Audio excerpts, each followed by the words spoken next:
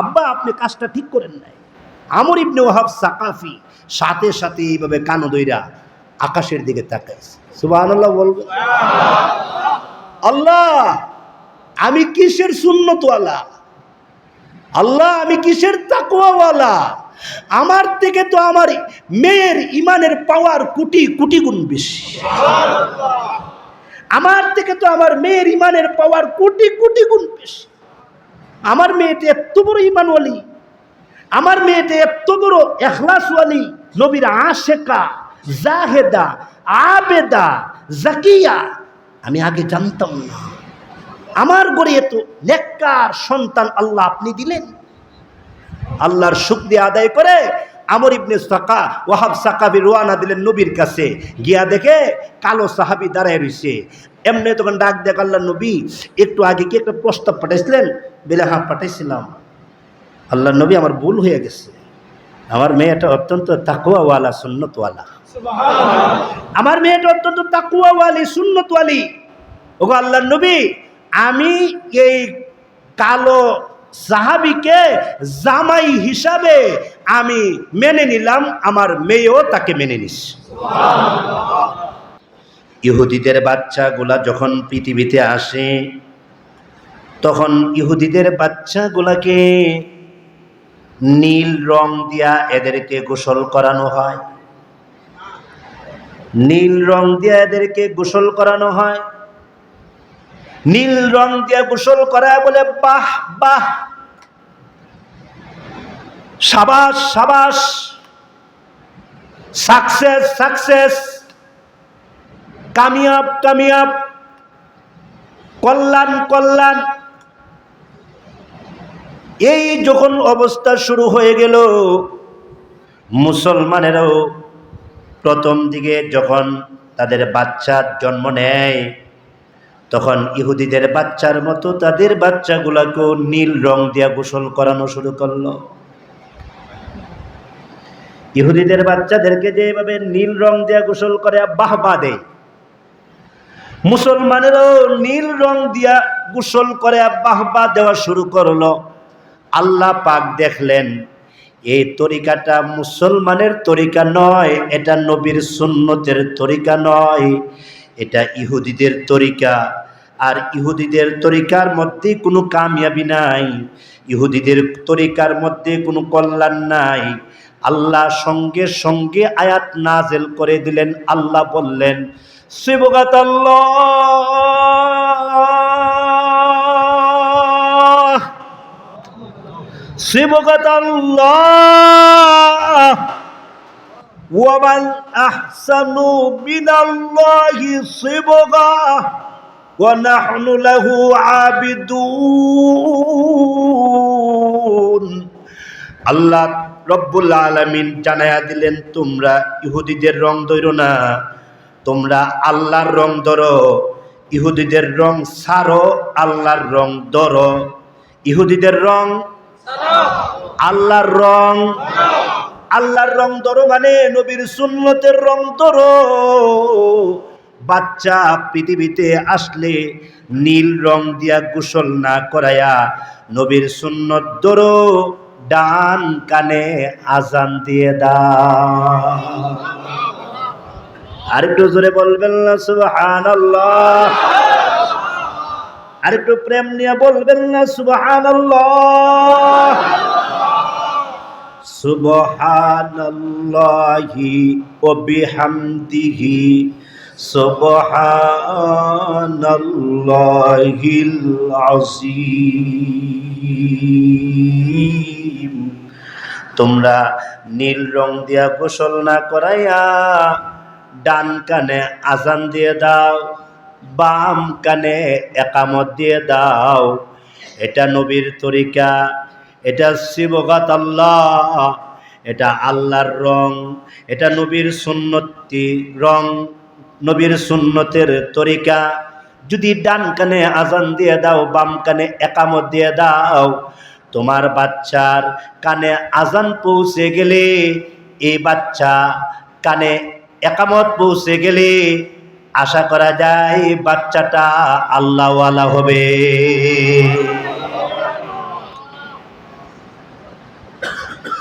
খ্রিস্টানরা লাল রং দিয়ে গোসল করায়। খ্রিস্টানরা খ্রিস্টানদের বাচ্চাগুলাকে লাল রং দিয়ে গোসল করায়। গোসল করায় বলে বাহ বাহ, কল্যাণ কল্যাণ, সাকসেস সাকসেস। এইভাবে এরা লাল রং দিয়ে গোসল করায়া কল্যাণ কল্যাণ বলে চিৎকার দেয়। আল্লাহ পাক কুরআনুল কারীমের আয়াত নাযিল করে জানায়া দিলেন, সিবগাতাল্লাহ, লাল রং ছাড়ো, আল্লাহর রং ধরো, নবীর সুন্নতের রং ধরো। 7 দিনের মাথায় বাচ্চার মাথার চুলগুলা মুন্ডায়া ফেলো। 7 দিনের মাথায় বাচ্চার মাথার চুলগুলা কি করে ফেলো বলেন? মুন্ডায়া ফেলো। মুন্ডায়া চুল পরিমাণ আল্লাহর রাস্তায় সদকা করে দাও। চুল পরিমাণ, এরকম চুলের ওজন পরিমাণ আল্লাহর রাস্তায় দান করে দাও, সদকা করে দাও। সিবগাতাল্লাহ, বাচ্চার একটা ভালো নাম রাখো। সিবগাতাল্লাহ, বাচ্চার নাম নবীদের নামের সাথে মিলায়া রাখো, সাহাবীদের নামের সাথে তোমার বাচ্চার নাম মিলায়া রাখো। বাচ্চাটার কানে কানে আল্লাহর জিকির করো, আল্লাহর জিকির করো। বাচ্চা যদি কাঁদে, বাচ্চারে খেলনা না দিয়া বাচ্চার কানে আল্লাহ আল্লাহ বলেন না, আল্লাহ আল্লাহ আল্লাহ আল্লাহ আল্লাহ আল্লাহ আল্লাহ বলেই বাচ্চার কানে কানে আল্লাহর জিকির পৌঁছায়া দাও। বাচ্চার কানে কানে আল্লাহর জিকির করো, সিবগাতাল্লাহ করো। বাচ্চাটারে আল্লাহর রং ধরাও, আল্লাহর জিকির শিখাও। আমাদের বাচ্চাগুলা দেখা যায় কানতে কানতে যখন বেকারার হয়ে যায়, আমাদের আল্লাহওয়ালাদের কুলে যখন দেয়, আল্লাহওয়ালারা বাচ্চাটারে কুলে নিয়ে যখন আল্লাহ আল্লাহ বইলা ডাক দেয়, আল্লাহর জিকিরের নূরে বাচ্চার কান্না বন্ধ হয়ে যায়। কি বলেন, ঠিক কিনা বলেন? আল্লাহর রং ধরে, এই রং রং না, চামড়ার রং রং না। চামড়া দেখতে কালো, এই কালো কালো না। নবীর সুন্নতির রং যার ভিতরে না থাকবে সে আসলে কালো। আগার চেয়ে সোফায়ে ধু, যদিও চামড়াটা সাদা, যদিও চামড়াটা সুন্দর, কিন্তু নবীর সুন্নত নাই, সে কালো। কথা বুঝেন নাই মনে হয়? চামড়া দেখতে সুন্দর কিন্তু তার মধ্যে সুন্নত নাই, সে আসলে কালো। আর চামড়া কালো কিন্তু তার মধ্যে সুন্নত আছে। সুবহানাল্লাহ বলবেন না? দেখতে কালো, বলেন না, দেখতে কিন্তু তার মধ্যে কি আছে? সুন্নত আছে। দেখতে কালো কিন্তু তার মধ্যে তাকওয়া আছে। দেখতে কালো কিন্তু তার মধ্যে নবীর আদর্শ আছে। আল্লাহর রাসূল বলেন, তারে কালো বলবা না, তারে কালো বলবা না, আল্লাহর কাছে সে দামি। যদিও তার চামড়া কালো, তোমরা তারে কালো বলো, কিন্তু তার ভিতরে তাকওয়া আছে। আল্লাহর কসম, তার দাম আসমান জমিন থেকেও বেশি, ফেরেশতা থেকেও বেশি। তার দাম ফেরেশতা থেকেও বেশি। কেন? তার মধ্যে সুন্নত আছে। কি আছে বলেন? একটা হাদিস আপনাদেরকে শোনায়া দিয়ে যায়, আশা করি মজা পাবেন। চমৎকার একটা হাদিস আপনাদেরকে শোনায়া আমি আমার আলোচনাটা শেষ করে দেই। আল্লাহ পাক এই মজমাকে জান্নাতের জন্য কবুল করে। দুই হাত উঁচা করেন, লম্বা করেন, চোখগুলা বন্ধ করেন, চোখগুলা বন্ধ করেন। সবাই বলেন আস্তাগফিরুল্লাহ, সবাই বলেন আস্তাগফিরুল্লাহ, আস্তাগফিরুল্লাহ, আস্তাগফিরুল্লাহ, লা হাওলা ওয়ালা কুওয়াতা ইল্লা বিল্লাহ। বলেন ইয়া আল্লাহ, আর গুনাহ করব না। ইয়া আল্লাহ, এখন থেকে নবীর সুন্নত মতো চলবো, নবীর সুন্নত মতো চলবো ইনশাআল্লাহ। বলেন ইনশাআল্লাহ। বলেন ইয়া আল্লাহ, আমাকে তৌফিক দান করো। আমিন বলেন, আল্লাহুম্মা আমিন বলেন। হাত নামান। আনাস ইবনে মালিক রাদিয়াল্লাহু আনহু থেকে হাদিসটা বর্ণিত, মজার একটা হাদিস। নবীজির কাছে একজন কালো লোক আসছে। কি লোক? একজন কালো নিগ্রো, চামড়া খসখসে, ঠোঁট মোটা, দেখতে নিগ্রো লাগে, কালো। নবীজির কাছে আয়েশা ডাক দেয়া কয়, আল্লাহ নবী গো, ওগো রহমাতুল লিল আলামিন, আমাকে দেখতে কেমন লাগে? নবী মাথাটা নিচের দিকে দিয়া চিন্তা করলেন। সে আমাকে প্রশ্ন করেছে, আমি দেখতে কালো না সুন্দর? আসলে তো তার চামড়াটা কালো, কিন্তু আমি তো তারে কালো বলতে পারি না। যদি তার ঈমানটা ভালো থাকে, যদি তার আমলটা শুদ্ধ থাকে, যদি তার ভিতরে তাকওয়া থাকে, যদি তার ভিতরে নবীর সুন্নত থাকে, তাইলে তো আমি তাকে কালো বলতে পারি না। আল্লাহর রাসূল ডাক দিয়া কয়, আল্লাহর বান্দারে, তুমি যদি আল্লাহ এবং তার রাসূলের উপরে ঈমান আনয়ন করো, তুমি যদি নবীর সুন্নতকে ভালোবাসো, আল্লাহর কসম তুমি আল্লাহর কাছে সুন্দর। কথাটা বলার সাথে সাথে কালো মানুষটা চোখ দিয়া জোর করে পানি ছেড়ে দিয়েছে। চোখের পানি দিয়া তার গাল ভেসে যাচ্ছে। ওগো নবী, এইভাবে কেউ আমাকে কোনোদিন সান্ত্বনা দেয় নাই, এমন সুন্দর কথা কেউ আমাকে বলে নাই। আপনি শোনেন গো, যদি সুন্নত থাকে তাইলে সুন্দর, তাকওয়া থাকলে সুন্দর। আপনি জেনে রাখেন, আমি আপনার চেহারা মুবারকের দিকে তাকায়া কালিমা পড়ে মুসলমান হয়ে গেলাম। দেন আমাকে সুন্নতের সবক দিয়া দেন। আমি আপনার কথাটাই 100%।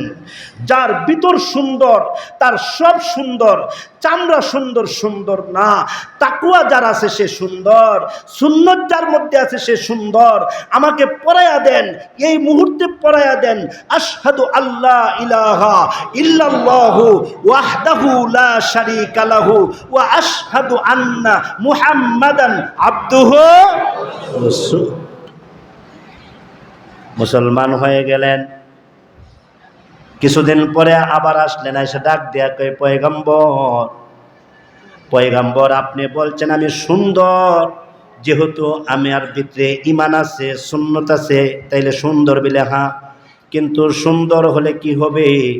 কোনো সাহাবী তো আমার কাছে মেয়ে বিয়া দেয় না, কোনো সাহাবী তো আমার কাছে মেয়ে বিয়া দেয় না, তার কন্যাকে আমার কাছে বিয়া দেয় না। আমি অনেক সাহাবীদের কাছে প্রস্তাব পাঠাইছি, কেউ আমার কাছে তার মেয়ে বিয়ে দিতে রাজি না। আল্লাহ নবী, আপনি বলেন আমি সুন্দর, আসলে তো সুন্দর না, সুন্দর হলে তো আমার কাছে বিয়ে দিত। ওগো নবী, আমার যৌবনে ভরা, ওগো নবী, আমার শরীরে যৌবন আছে গো, আমার শরীরে যৌবন আছে, বিয়ে করতে ইচ্ছা করে। সুবহানাল্লাহ বলবেন। সাহাবীদের ভিতরটা ভালো ছিল, তাদের ভিতরটা ভালো ছিল, আমরার মতো না। গুনাহ ডাইকা রাখে আর ফেরেশতা সাজে, গুনাহ ডাইকা রাখে আর আইসা আমি ফেরেশতা। প্রয়োজনে ছেলেকে বিয়ে করান, গুনাহ থেকে বাঁচান। প্রয়োজনে ছেলে তুমি মা বাবার কাছে বলো, গুনাহ থেকে বাঁচো, গুনাহ থেকে বাঁচা, এটাই আমাদের টার্গেট। গুনাহ থেকে বাঁচা, এটাই আমাদের ইসলাহি মজলিস। গুনাহ থেকে বাঁচা, এটাই পীর মুরিদির। গুনাহ থেকে বাঁচা, এটাই সোহবতে আহলুল্লাহ। ঠিক কিনা বলে? গুনাহ থেকে বাঁচো, গুনাহ থেকে বাঁচো। সাহাবী বলেন, আল্লাহর নবী, ওগো নবী, আপনি শুনেন। বলে কি? আমার বিয়ে করতে ইচ্ছা করে, কিন্তু কেউ তো আমার কাছে মেয়ে বিয়া দেই না। আপনি একটু দেখেন তো আসলে আমি সুন্দর কিনা। যদি সুন্দর হইতাম তো বিয়া দিত। আল্লাহর রাসূল কি করলেন? সুবহানাল্লাহ বলবেন না? কষ্ট হইতেছে আপনাদের? আল্লাহর রাসূল কি করলেন? এমন একটা কাগজে লেখলেন, হে আমর ইবনে ওয়াহাব সাকাফি, সাকিব গোত্রের একজন ধনাঢ্য সাহাবী, ধনী আমর ইবনে ওয়াহাব, ওনার কাছে লিখলেন, আমি জানি তোমার একটা কন্যা আছে, কন্যাটা বড় সুন্দরী, বড় রূপসী, বড় কিশোরী যুবতী। আমার সাহাবীরা তাকে হুরে মদিনা ডাকে, হুরে মদিনা। সুবহানাল্লাহ বলুন। এত সুন্দর, তার নাম পড়ে গেল হুরে মদিনা। ওই তোমার মেয়ে হুরে মদিনাকে এই সাহাবীর কাছে বিয়ে দিবার জন্য আমি নবী প্রস্তাব দিয়েছি। আমি নবী প্রস্তাব দিলাম, হে সাদ যা, হে কালো সাহাবী যা, আমার কথা বলবি, গিয়া বলবি নবী পাঠাইছে আপনার মেয়েটাকে আমার কাছে বিয়ে দিবার জন্য। আপনার যদি একটা সুন্দরী মেয়ে থাকে, আর আমি যদি একটা কালো মানুষকে প্রস্তাব দিয়া পাঠাই, আপনি তো বিয়ে দিবেন না। আপনি বলবেন হুজুর বুঝে না, হুজুর জানে না, বর্তমান প্রেক্ষাপট হুজুরের জানা নাই। আমার মেয়েটা যে সুন্দরী এটা হুজুরে একবারও অনুধাবন করে নাই। এইভাবে বলে বলে আপনি প্রত্যাখ্যান করবেন।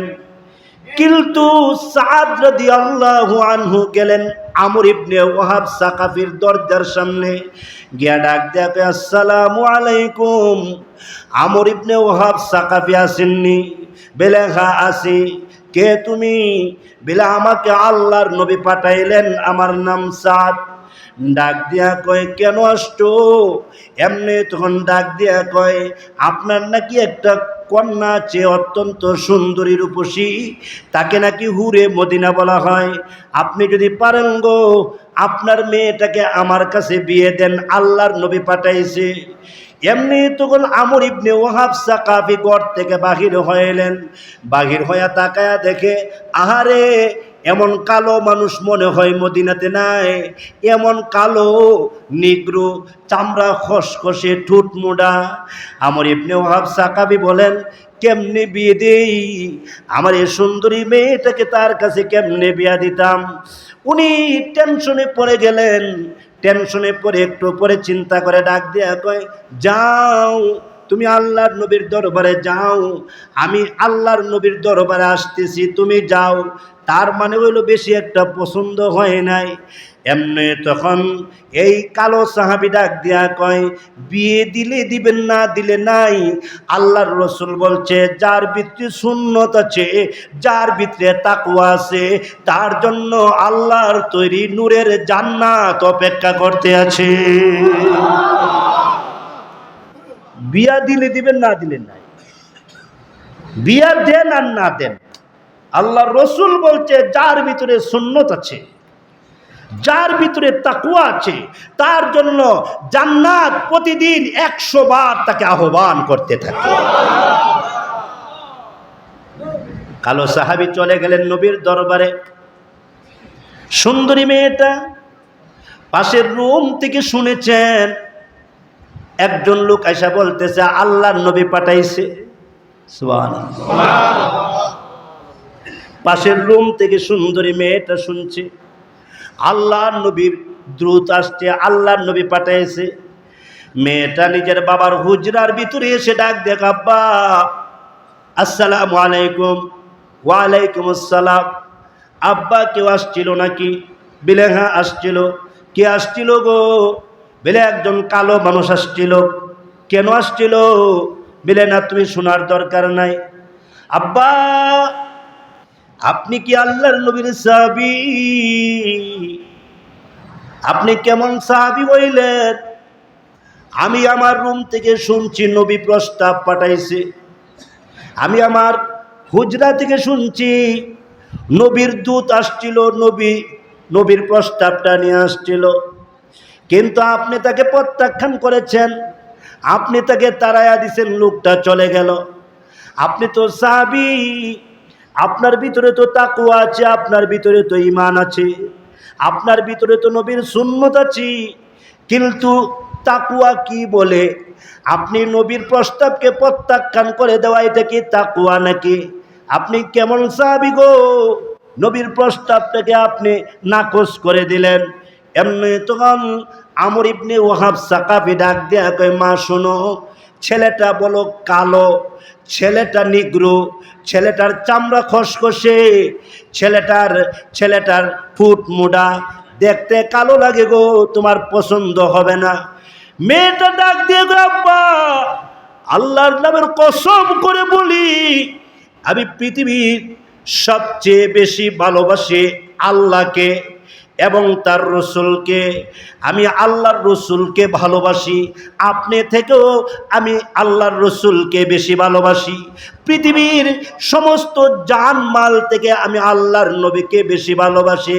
আব্বা আল্লাহর নবীর একটা প্রস্তাব নাকচ করে দেওয়া মানে হইল আপনি কেমন জানে জান্নাতের রাস্তা থেকে সরে গেলেন।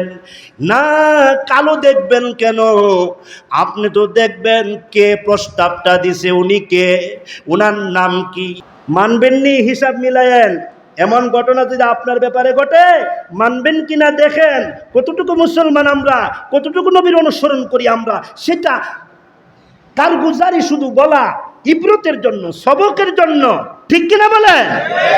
সবক নেন, সবক। পারবেননি এতটুকু পর্যন্ত ত্যাগ স্বীকার করতে? আল্লাহ নবী মেনে নিলাম, আমার মেয়েটা মেনে নিছে। আল্লাহর রসুল কালো সাহাবীকে ডাক দেয়, কেউ তোমার কি আছে? ও কিচ্ছু নাই। সুবহানাল্লাহ কয়েন না? কিচ্ছু নাই, কিচ্ছু নাই, কোনো কিচ্ছু নাই। দিবেননি আপনার মেয়ের? কিচ্ছু নাই। আল্লাহর রসুল চোখের পানিগুলো জোর জোর করে ছেড়ে দিলেন। মোহরের টাকাও নাই, না গো নবী, মোহরের টাকাটাও নাই। আল্লাহ রসুল তখন ডাক দিয়া কয়, মুহুরের টাকাটা তো দিতে হবে, এটা ফরজ। তুমি 3 জন সাহাবীর কাছে যাইবা। কয়জন? 3 জন সাহাবীর কাছে যাইবা, গিয়া বলবা আমি রসুল বলেছি তোমাকে 200 করে 600 দিরহাম দিবার জন্য। প্রথমে যাইবা উসমান ইবনে আফফান রাদিয়াল্লাহু আনহুর কাছে। উসমান গনি মানে ধনী। সুবহানাল্লাহ। উসমানের কাছে গিয়ে আমার সালাম দিবা, আর বলবা তোমার বিবাহের মুহুরের জন্য 200 দিরহাম দিবার জন্য। এমনি তখন হযরত উসমান রাদিয়াল্লাহু আনহুর কাছে গিয়া কয়, আল্লাহর নবী সালাম দিছে গো, আর আমার বিবাহের একটা বন্দোবস্ত করছে, মুহুরানার টাকার কোনো ব্যবস্থা নাই, আপনি দয়া করে মুহুরানার টাকার জন্য 200 দিরহাম দেন। হযরত উসমান নবীজির কথা শুনে না 300 দিরহাম দিয়া দিছে। দিবেননি? আমরা কথা শুনলে মসজিদে অবস্থা থাকবে কেন? এমনি তখন 2 নম্বরে যাইবা আব্দুর রহমান ইবনে আউফ রাদিয়াল্লাহু আনহু, বিশাল বড় ধনী সাহাবী, জান্নাতের সার্টিফিকেট প্রাপ্ত সাহাবী।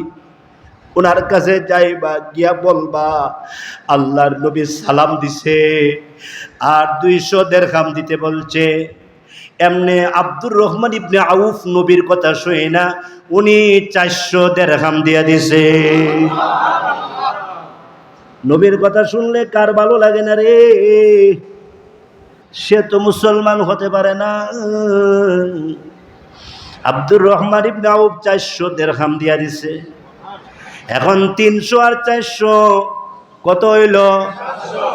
কত দরকার? 600। নবীজি 400 দিরহাম মুহরানার টাকা নির্ধারণ করেছেন, আর 200 দিরহাম দিয়া বাজার করার কথা বলছেন। 200 দিরহাম দিয়া বাজার করবা, আর 400 দিরহাম মুহরানার টাকা দিয়া দিবা।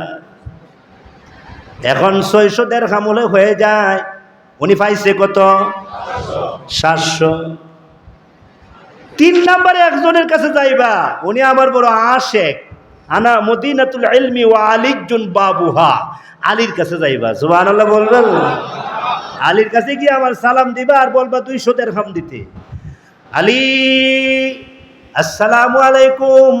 ওয়া আলাইকুম আসসালাম। আল্লাহর নবী আপনারে সালাম দিছে আর বলছে 200 দিরহাম দিবার জন্য। হযরত আলী নবীর নামটা শোনার সাথে সাথে চোখের পানি জর্জর করে ছেড়ে দিলেন। আল্লাহর নবী আমার মতো লোকটার কাছে পাঠাইছে, যা আমার অনেক দিনের ইনকামকে একটু গণনা করে দেখি। অনেক দিনের ইনকাম গণনা করতে করতে দেখে 300 দিরহাম। যা 300 দিরহাম তোরে দিয়া দিলাম। কয়শো দিরহাম হইছে? 1000। দরকার কত? 600। লাভ হইছে কত? 400। কিচ্ছু নাই। দেখেন বরকত কাকে বলে। যেখানে সুন্নত ওইখানে বরকত।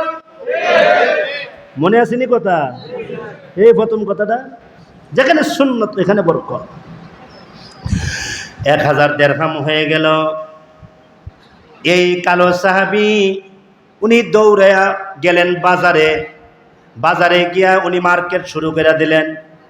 দোকানদার সাহাবীরা বলে, কি ব্যাপার? বলে, আমি কালো, কিন্তু আল্লাহ তাআলা নবীর মাধ্যমে আমার বিবাহের বন্দোবস্ত করেছেন। দেন, তাড়াতাড়ি শাড়ি দেন, দেন পেটিকোট দেন, শাড়ি দেন, এটা দেন সেটা দেন।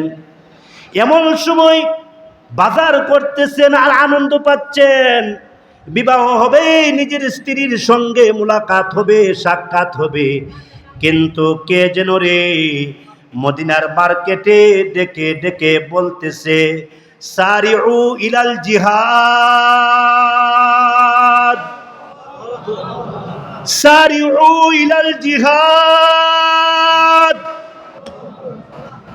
জিহাদের দিকে দৌড়াও, আল্লাহর রাস্তার দিকে দৌড়াও, আল্লাহর রাস্তার দিকে দৌড় মারো। আল্লাহু আকবার বলবেন না? জিহাদ রে, জিহাদের দিকে সাহাবীরা নেমে গেছে। আল্লাহর নবীও জিহাদের ময়দানে নেমে গেছেন। ইয়া আইয়ুহান নবী হারদিল মুমিনিনা আলাল কিতাল। নবী গো, মুমিনদেরকে যুদ্ধের জন্য উৎসাহিত করুন। বেঈমানরা মুমিনদেরকে কতল করা শুরু করে দিছে। আপনি নিজে নামেন, উযিনা লিল্লাযিনা, আপনাকে পারমিশন দেওয়া গেল, আপনিও নামেন। সাহাবীদেরকে নামান, আপনি নিজে নামেন। কে জন রে মদিনার বাজারে এমন একটা স্লোগান দিলেন, সারিউ ইলাল জিহাদ, সারিউ ইলাল জিহাদ। এমনি তখন কালো সাহাবী উনি আর মার্কেট বন্ধ করে দিলেন, আর মার্কেট করতে পারেন না। উনি মালগুলা ফিরাইয়া দিয়ে ডাক দিয়ে কইলেন, রেখে দেন, ওই যে তরবারি দেন, দেন ওই মালগুলার বদলা একটা গুড়া দিয়া দেন, ওই মালগুলার বদলা একটা ওই যে চলার একটা গুড়া দেন, একটা তলোয়ার দেন, আমি চলে যাই। হাদিস শরীফে আছে, আনাস ইবনে মালিক রাদিয়াল্লাহু আনহু থেকে বর্ণিত, ওই কালো সাহাবী এমন করে নিজের শরীরটাকে কালো কাপড় দিয়া ডাইকা ফেললেন, চোখগুলা এইভাবে খোলা রাখলেন, শুধু চোখগুলা খোলা রাখলেন, আর খোলা রাখা এইভাবে উনি জিহাদের ময়দানে চলে গেলেন। জিহাদের ময়দানে গিয়া উনি ওই যে নবীর উপরে ইশকের শের পড়া শুরু করে দিলেন, ইশকের শের পড়া শুরু করে দিলেন। ওই যে যার অনুবাদ হইল, নিহিদু জাহামে মিসালে মুহাম্মদ, নিহিদু জাহামে মিসালে মুহাম্মদ, জামালে খুদা হে কামালে মুহাম্মদ। মুহাম্মাদা। এইভাবে এশকের শের পরে আর সাহাবীদের ভিতরে ঢুইকা গেলেন গা, আর বেঈমান কাফেরদের জুমের ভিতরে ঢুকলেন, আর তলোয়ার চতুর্দিকে নাড়াইতে শুরু করলেন, বেঈমান কাফেরদেরকে জাহান্নামে ফালাইতে শুরু করলেন। এক পর্যায়ে বেঈমান কাফেরেরা এসে উনার গুড়ার পায়ের মধ্যে যখন কুপান শুরু করে দিলেন, কুপাইতে কুপাইতে গুড়াটাকে নিচে ফালাইয়া দিলেন, আর কালো সাহাবীর সারা শরীরে যখন এইভাবে তলোয়ার দিয়া আঘাত শুরু করলেন, এক পর্যায়ে খাদ্য নালী ছিঁড়ে গেল, এক পর্যায়ে আপনার এইভাবে হাতের ডানাগুলা আপনার ছিঁড়ে গেল। এমনি উনি ডাক দিয়া কই, কেউ আছুনি, নবীর কোন সাহাবী আছুনি আমার ডানে বামে, নবীর কোন সাহাবী আছুনি, আমারে চিনবা না, আমি নতুন। সুবহানাল্লাহ বলবেন না? আমি নতুন সাহাবী, আমি নতুন, আমি পুরাতন নয়, আমারে চিনবা না। আমি বিয়ার মার্কেট করতে গেছিলাম, কিন্তু নবীর কথা শুই না জিহাদের ময়দানে আইসা পড়ছি। আমার কথা শোনো, আমার টাইম বেশি বাকি নাই, আমার সময়টা ওভার হয়ে যাচ্ছে, আমার নাকের ডগায় জান্নাতের বাতাসের ঘ্রাণ লেগে গেছে। নবীরে আমার সালাম দিও, নবীরে আমার সালাম দিও। এই কথা বলে সাহাবী দুনিয়ার ময়দান থেকে বিদায় হয়ে গেলেন। জিহাদ যখন শেষ হলো, আল্লাহর নবী রাহমাতুল লিল আলামিনের কাছে খবর আসলো, একজন কালো সাহাবী গো, একজন কৃষ্ণ, দেখা যায় না, তার চামড়া চিনা যায় না, সে কে গো, সে কে বোঝা যায় না। আল্লাহর নবী রাহমাতুল লিল আলামিন তখন তার কাছে গেলেন, কাছে গিয়া ডাক দিয়া কয়, ওয়াল্লাহি ওয়াসালাল হাউজ, ওয়াল্লাহি ওয়াসালাল হাউজ, আল্লাহর কসম, আল্লাহর কসম, আল্লাহর জাতের কসম, আল্লাহর সিফতের কসম, তোরা তাকে চিনস নাই, তোরা তাকে চিনস নাই। আমি দেখতেছি আমার সাহাবীটা হাউজে কাউসারের পার চলে গেছে। আল্লাহু আকবার বলেন, আল্লাহু আকবার। হাউজে কাউসারের পার চলে গেছে। আবার সাহাবীটা আগারচে নয়া হো, যদিও সে নতুন সাহাবী, কিন্তু সে ওয়াসালাল হাউজ, হাউজে কাউসারের পার চলে গেছে। হযরত আনাস ইবনে মালিক বলেন, আমি নবীর চেহারার দিকে তাকায় রইলাম, নবী একবার হাসে, আবার কাঁদে, আবার মুখটা ফিরে ঘুরায়া ফেলে, আবার হাসে, আবার কাঁদে, আবার মুখটা ঘুরায়া ফেলে। এই যখন অবস্থা,